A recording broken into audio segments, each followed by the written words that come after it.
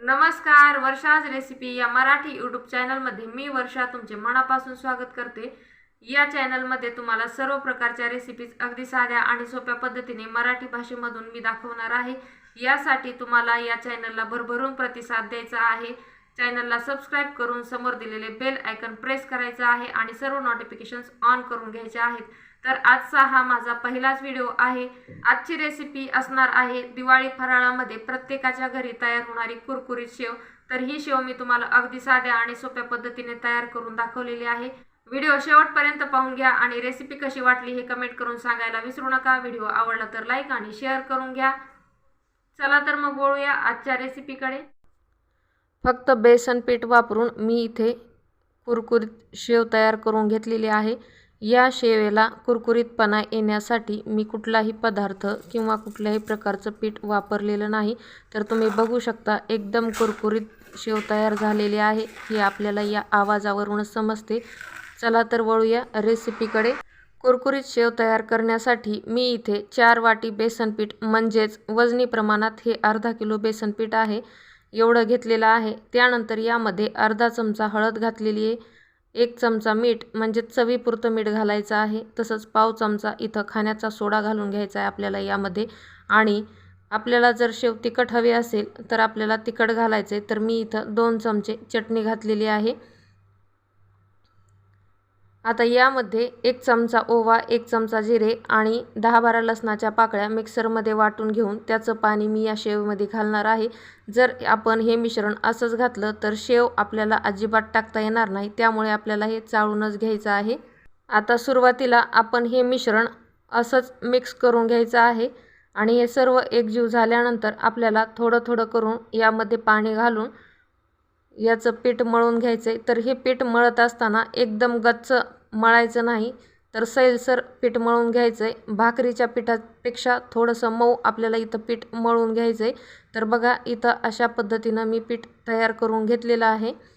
आणि आता शेव तयार करण्यासाठी मी इथं पितळेच्या सोऱ्याचा वापर केलेला आहे। तर या सोऱ्याला मधून पूर्णपणे तेल लावून घ्यायचं आहे। सर्व साईडला तेल लावून घेतल्यामुळे मग पीठ आतमध्ये चिकटत नाही। आता आपण तयार केलेल्या पिठाचा भाकरी एवढा गोळा घ्यायचा आहे आणि त्याला लांबट आकार देऊन घ्यायचा आहे।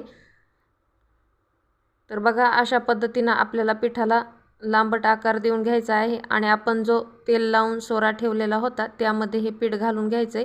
जर कमी पडलं तर वरून आपण थोडंसं अजून पीठ यामध्ये टाकू शकता। तर अशा पद्धतीनं आपल्याला सोऱ्या पूर्ण भरून घ्यायचा आहे। शेव तयार करण्यासाठी मी इथे एकदम बारीक तार असणारी प्लेट घेतलेली आहे। तर तुमच्याकडे जी प्लेट अवेलेबल असेल ती तुम्ही इथं वापरू शकता। आणि आता कडकडीत तेल गरम झाल्यानंतर आपल्याला यामध्ये सोऱ्या असा गोल फिरवून ही शेव टाकून घ्यायची आहे।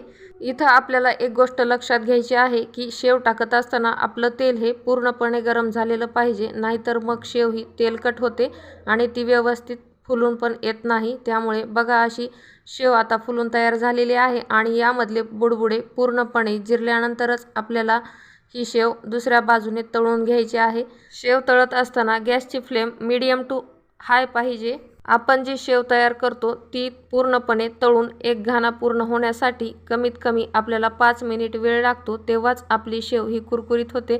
तर शेव तळली की नाही हे आपण या तेलाच्या बुडबुड्यावरून समजून घ्यायचे। ज्यावेळेस तेलातील बुडबुडे पूर्णपणे शांत होतील त्यावेळेस आपली शेव तळून तयार होते आणि तेव्हाच ती कुरकुरीत होते, अन्यथा ही शेव मग नरम पडते आणि ती कुरकुरीत होत नाही। तर बघा इथं मी अजून एकदा तुम्हाला शेव तळून दाखवत आहे। तर शेव आपल्याला तेलामध्ये सोडत असताना सोऱ्यामध्ये जेवढं पीठ आपण घातलेलं आहे तेवढ्याची आपल्याला एकदाच घालून घ्यायची आहे।